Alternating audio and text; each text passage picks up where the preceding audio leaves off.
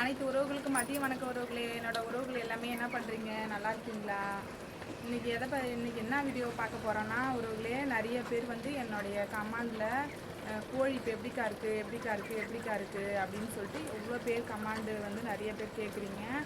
கோழி வந்து உறவுகளே இன்றைக்கி வந்து 45 நாள் கிட்டத்தட்ட ஆகுது. கம்பெனி என்ன கம்பெனின்னு கேட்குறீங்க, சுகுணா கம்பெனி தான். இதோட 3வது பேஜ் உறவுகளே. 2 முறையாக ஏதோ பரவாயில்ல, ஏதோ ஓடிடுச்சு.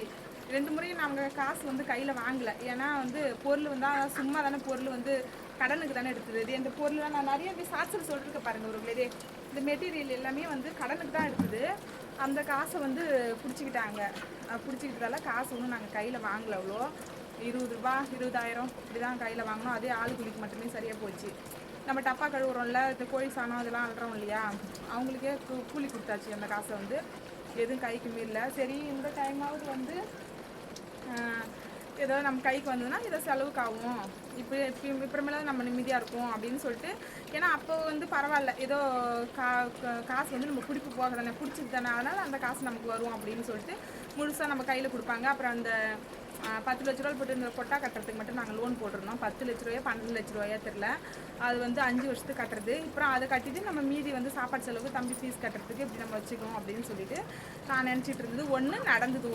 இந்த வாட்டி அப்படிலாம் கதை எதுவுமே சொல்லிட்டு முன்கூட்டியாக எதுவுமே கற்பனை யாருமே எதுவுமே பண்ணக்கூடாது. ஏன்னா நமக்கு என்ன கிடைக்குதோ, கடவுள் எழுதியிருக்காரோ அதுதான் நமக்கு கிடைக்கும் போல இருக்குது. இதுதான் உண்மை.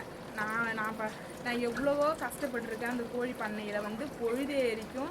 இப்போ கூட பாருங்கள் உறவுகளே, இன்னும் சரியாக வந்து நேற்றுக்கு சண்டை போட்டு எங்கள் வீட்டுக்காரர் ஃபோன் பண்ணி சண்டை போட்டு, இவ்வளோ கோழி சாகுது கண்டுக்கவே மாட்டேங்கிறீங்க அப்படின்னு சொல்லிட்டு சண்டை போட்டு திட்டினதால வந்து இந்த கோழியை கூட வந்து நேற்றுக்கு ஒரு 20 பாக்ஸ் தான் வந்து ஏற்றினாங்க. இன்னும் இங்கே பாருங்க கொட்டா ஃபுல்லாகவே வந்து இன்னும் ஒரு 1500 கோழி கிட்டத்தட்ட இருக்குது. இதுக்குன்னு நாங்கள் தனியாக வந்து கொஞ்சம் கொஞ்சம் தீனி அள்ளி கொட்டிக்கிட்டு தண்ணி இந்த டப்பாவால் ஒரு டப்பாவில்னா 2 இதுக்கு கொட்டுவோம். ஏன்னா கொஞ்சம் தானே இருக்குது, ஒரு 1000 கோழி. அது சரிசமாக கொஞ்சம் எட்ட கடந்தால் கொஞ்சம் அதிகமாக சாவாத நெரிச்சலில் கூட ஒரு வாட்டி ஒரு சாவுமே என்னமோன்ட்டு ஃப்ரீயாக கொட்டா ஃபுல்லாகவே விட்டுட்டு கொஞ்சம் டப்பா தீனி, டப்பா தண்ணி எல்லாமே திட்டமாக ஒன்று தூக்கி விட்டுட்டு ஒன்று கீழே இறக்கி தான் இருக்குது. அதில் கொஞ்சமாக தீவனம் தண்ணி தினமும் காலையில் இருந்து அதே வேலை. அந்த அதிக கோழி இருந்தாலும் அதே வேலை தான், இந்த கம்மியான கோழி இருந்தாலும் இதே வேலை தான். ஏன்னா அது தீவனம் அதிகமாக அள்ளி கொட்டுற வேலை இல்லை. 2 மூட்டை ஒரு இதில் பாதி ஒரு மூட்டை பிரித்து அதில் ஒரு 3 மூட்டை பிரித்து காலையில் எழுந்திரி 2 மூட்டை மொத்தம் 4 மூட்டை இப்போ வந்து அள்ளி கொட்டிகிட்டு இருக்குது. கொட்டினாலுமே உறவுகளே என்னால் வந்து இன்ன வரைக்கும் நான் மார்க்ஸ் தான். உண்மையாமே நீங்கள் நிறைய பேர் சொன்னீங்க மார்க்ஸ் போடுங்க உறவுகளேன்னு. மார்க்ஸ் போடுக்கா, பின்னாடி பிரச்சனை வரும் அப்படின்னு சொல்லிட்டு நிறைய பேர் வந்து சொல்லியிருக்கீங்க. அதனால் உறவுகளே நான் வந்துட்டு மார்க்ஸ் தான் போட்டுருந்தேன். இப்போ உங்கள்கிட்ட நான் பேசுகிறதுக்காக இப்போ வந்து நான் அந்த மூக்கிலேருந்து துணி தான் பின்னாடி போட்டு கட்டியிருந்தேன். இப்போ நீ உங்கள்கிட்ட பேசுகிறதுக்காக தான் அந்த துணியை எடுத்துக்கேன். அவ்வளோ கோழி, செம்ம கோழி செத்து கணக்கே கிடையாது உறவுகளே.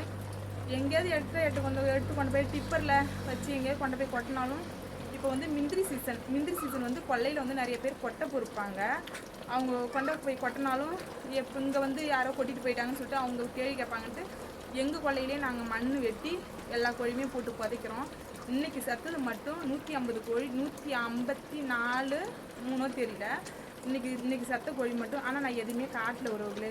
இனிமேல் வேணால் உங்களுக்காக நான் காட்டுறது இருந்தால் கண்டிப்பாக நான் காட்டுறேன். ஆனால் கோழி எப்படி இருக்குன்னு கேட்குறீங்க. செத்துக்கிட்டு தான் இருக்குது. இன்றைக்கும் வந்து 142 கோழிக்கு மேலே இன்றைக்கி செத்துது. இன்றைக்கி எல்லாமே குழியை தோண்டி நாங்கள் புதைச்சிட்டோம். ஆனால் எடுத்த வீடியோ இருக்குது, வேணால் நான் அதை வேணால் ஃபோட்டோ எடுத்து வச்சுருக்குறோம். அதை வேணால் நான் கண்டிப்பாக போடுறேன். இத்தனை கோழி செத்துது அப்படிங்கிறத நான் போடுறேன். ஆனால் இப்போக்கி காட்ட முடியாது, ஏன்னா புதைச்சிட்டேன் நான். புதைச்சல ஏன்னா கொல்லையிலேருந்து வீட்டிலேருந்து வந்த உடனே இந்த கோழியை பறிக்கிறது தான் பெரிய வேலை. இது வளர்த்து கூட வித்துடலாம் மாட்டுக்கு. இந்த கோழி வந்து செத்து இந்த எண்ணி வாரி கொண்டு போடுறேன் பாரு, அது என்னால் உண்மையாலுமே சொல்கிறேன் உறவுகளே, எனக்கு அவ்வளோ ஒரு கஷ்டமாக இருக்குது. என்னால் தாங்க முடியல. அப்படியே அது எப்படி சொல்கிறதுன்னு தெரியல.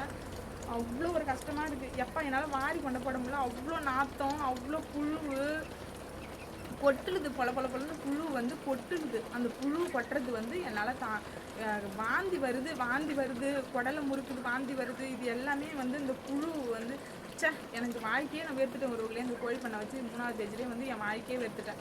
அவங்கவுங்களுக்கு பொறுமையாக இது கோழி பண்ணை வச்சுருந்தவங்களுக்கு தான் அந்த அனுபவம் தெரியுமா. என்னன்னு தெரியல. இதே மாதிரி இழப்பு அவங்க சந்திச்சிருக்காங்களா என்னங்கிறது தெரியல.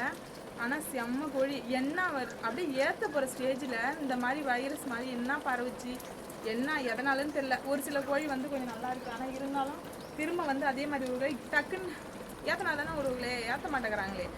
கோழி வந்து சரி செத்துது போச்சு, நல்லா இருக்க கோழி ஆக்டிவாக இருக்கிறதெல்லாம் ஏற்றலாம்ல. அது லேட் வளர்க்குறாங்க, ரொம்ப லேட்டு வளர்க்குறாங்க. இன்றைக்கி ஏற்றுறோம் நாளைக்கு ஏற்றுறோம், கோழி இழுப்பு இல்லை இதே மாதிரி சொல்கிறாங்க வந்து நம்மளுடைய சூழ்நிலையை புரிஞ்சிக்கவே கிடையாது. நம்மளோட சூழ்நிலையை புரிஞ்சுக்கிட்டு யாரும் கோழி ஏற்றுறவங்க கிடையாது. பார்ப்போம் என்ன இந்த வாட்டி என்ன வருதுன்னு தெரியல. கண்டிப்பாக நான் இந்த வாட்டி என்ன கொடுக்குறாங்க, பஞ்சு காசாவது தேருமா அப்படின்னு நினச்சிட்டு நான் இருக்கேன் உறவுகளே. அதான் நிறைய பேர் கேட்குறீங்க, இது உங்களுக்கு நான் ரிப்ளை பண்ணிட்டேன்.